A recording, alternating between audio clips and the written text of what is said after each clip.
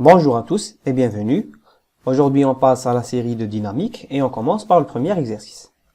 Alors, on a un corps de masse M1 et de vitesse V1 qui entre en collision avec un autre corps de masse M2 et de vitesse V2. Après la collision, ces deux corps restent collés. En supposant que le système est isolé, déterminez les composantes Vx et Vy de leur vitesse commune, grand V, après le choc. Pour cela, on nous donne quelques données, la masse M1, la masse M2 et les deux vitesses V1 et V2, ainsi que les deux angles θ1 et θ2. On voit sur le schéma qu'on a un référentiel orthonormé, OX, OY, avec la base IJ.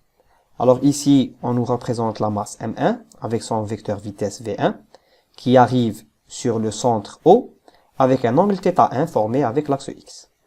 Maintenant, M2 arrive sur le centre O avec une vitesse V2 et cette vitesse-là fait un angle θ2 avec l'axe Y. Alors, on nous demande de déterminer les composantes du vecteur vitesse Vx et Vy après le choc. Alors, qu'est-ce qu'on a? On sait que le système est isolé. Donc, ça implique qu'on a la conservation de la quantité de mouvement. Alors, qu'est-ce que j'ai? Quelles sont les quantités de mouvement associées à mon système? Alors, j'ai la quantité de mouvement P qui est égale à la quantité de mouvement P' après le choc. Alors, je vais appeler ça P, c'est la quantité de mouvement avant le choc, ou bien avant la collision. Et P', le vecteur P', c'est quoi? C'est la quantité de mouvement, mais cette fois après la collision. Alors maintenant, je vais écrire les composantes de P et de P'. Alors, comment s'écrit la quantité de mouvement avant la collision? Ici, je vois que j'ai deux corps, les corps M1 et M2, qui vont avoir deux quantités de mouvement, la quantité de mouvement P1 et la quantité de mouvement P2. Donc ici, j'ai la quantité de mouvement P1 plus la quantité de mouvement P2. Comment je définis P1 et P2? Ben, c'est la masse M1 fois le vecteur vitesse V1 plus la masse M2 fois le vecteur vitesse V2. Donc ça, c'est la quantité de mouvement avant la collision. Je passe à la quantité de mouvement après la collision, donc P'. Ben, ça sera la masse M1 plus la masse M2. Pourquoi? On nous a dit que après la collision, ces deux corps restent collés. Donc je vais avoir une seule masse grand M, qui est la masse M1 plus la masse M2. Alors en supposant que le système est isolé, déterminez les composantes Vx et Vy de leur vitesse commune grand V. Donc je sais que la vitesse associée à la masse M1, c'est grand V. Et la vitesse qui est associée à M2, c'est aussi grand V. Donc, je peux écrire ça, ou bien je peux écrire Gm1 fois le vecteur V, plus la masse M2 fois le même vecteur vitesse V. Ce qui implique que j'ai la même écriture, c'est la même chose. Alors, si j'écris que j'ai la quantité de mouvement qui est conservée, ça veut dire P est égal à P'. Cela implique que la masse M1 fois V1 plus la masse M2 fois V2 est égale à la masse M1 plus M2 multiplié par le grand vecteur vitesse V après le choc. Donc on a le grand vecteur V qui est égal à M1 fois le vecteur vitesse V1 plus M2 fois le vecteur vitesse V2 divisé par la grande masse M qui est égale à la masse M1 plus la masse M2. Donc voici l'expression du vecteur vitesse après le choc. Mais nous, ce qu'on nous a demandé, c'est l'expression de ses composantes, Vx et Vy. Donc ce que je dois faire, c'est simplement faire une projection sur les axes OX et OY. Donc pour trouver Vx et Vy, on va projeter sur les axes OX et OY. Alors, projection sur l'axe OX. Alors, si je fais ma projection sur l'axe OX, pour faciliter ma projection, je vais agrandir l'expression des vecteurs. Alors, je vais supposer que V, c'est tout ce vecteur-là. Il va du point M2 jusqu'au centre O. Et ici, c'est la même chose. Il va du point M2 jusqu'au centre O. Mais c'est juste pour que vous compreniez plus facilement. Alors, si je veux faire la projection du vecteur V1 sur l'axe OX, alors qu'est-ce que je vais avoir? Donc, cette projection-là va me donner ce vecteur-là, en rouge. J'ai ici la projection du point M2, donc le début de mon vecteur. J'ai un angle de 90 degrés, ce qui fait que ce vecteur-là, c'est le vecteur V1x. Maintenant, le vecteur V2, si je fais sa projection, je vais avoir un vecteur dans ce sens-là. Il faut toujours respecter le sens de vos projections. Alors, la projection, ça va donner quelque chose comme ça. Je vais avoir un angle de 90 degrés et voici mon vecteur. Donc, ce vecteur-là, ça va être le vecteur V2x. Alors, remarque très importante, V1x est dans le même sens que le vecteur unitaire i, et V2x est dans le sens inverse par rapport au vecteur unitaire i. Donc, on continue ici. Alors, pour faire ma projection, je peux utiliser l'expression de V directement, ou bien utiliser cette expression. Donc, vous pouvez utiliser l'expression avec laquelle vous êtes le plus à l'aise. Supposons que je vais utiliser celle-là. Alors, qu'est-ce que je vais avoir? Je vais avoir la masse M1, multipliée non pas par le vecteur V1, mais ça va devenir le vecteur V1x.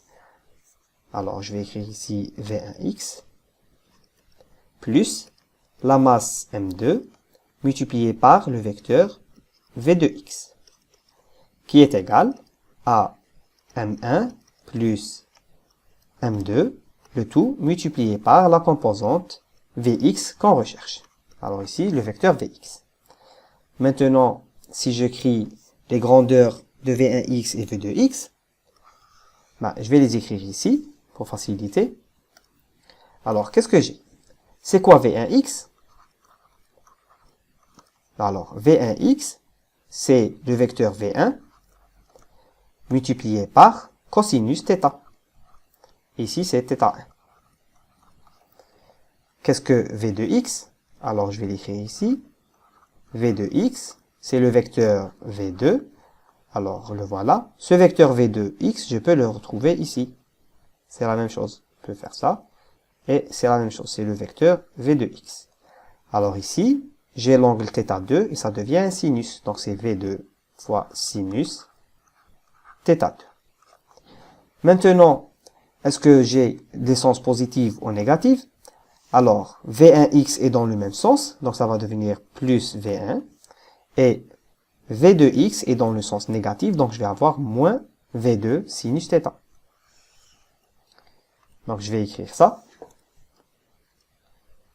Donc, j'ai ici M1 fois V1 fois cosinus θ1 moins M2 fois V2 fois sinus θ2 qui est égal à M1 plus M2 fois la composante Vx qu'on cherche à déterminer. Ça implique que Vx est égal. Donc, je vais avoir M1 fois V1 fois cosinus θ1 moins M2 fois V2 fois sinus θ2 divisé par la masse M1 plus la masse M2. Maintenant, faisons la projection sur l'axe OY pour déterminer la composante VY. Alors, je vais avoir la même chose. Je vais avoir M1 fois V1Y. Donc, Vx va devenir V1Y. Plus M2 fois la composante fois le vecteur V2Y. Qui est égal à la masse M1 plus la masse M2 fois le vecteur VY. Maintenant, déterminons comment s'écrit la projection du vecteur V1Y et V2Y. Alors, où sont les vecteurs V1Y et V2Y? Alors, je vais prendre ici une autre couleur, par exemple du bleu, et je vais représenter V1Y. Alors, V1Y, c'est ce vecteur-là. Alors, je vais avoir ce vecteur-là qui représente la projection de mon vecteur sur l'axe OY. Donc ici, c'est V1Y. Et le vecteur V2Y, ben, ça va être ce vecteur-là.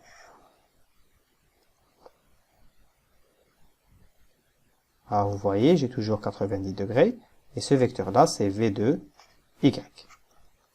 Alors maintenant, c'est V1Y qui est dans le sens inverse par rapport au vecteur unitaire J. Et V2Y qui est dans le même sens que le vecteur unitaire J. On continue. Alors j'ai V1Y qui est égal. Alors c'est V1. Alors cette quantité-là, je peux la retrouver ici.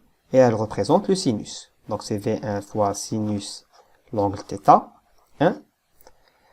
Et V2Y, c'est quoi? C'est V2. Alors cette quantité-là représente le cosinus de ce triangle, fois cosinus θ2. Maintenant, V1, Y est dans le sens inverse par rapport au vecteur unitaire J, donc ça va devenir moins V1 sinus θ. Et V2Y est dans le même sens que le vecteur unitaire J, donc c'est une quantité qui est positive. Voilà. Donc on continue ici. Alors on réécrit, c'est M1 fois V1Y.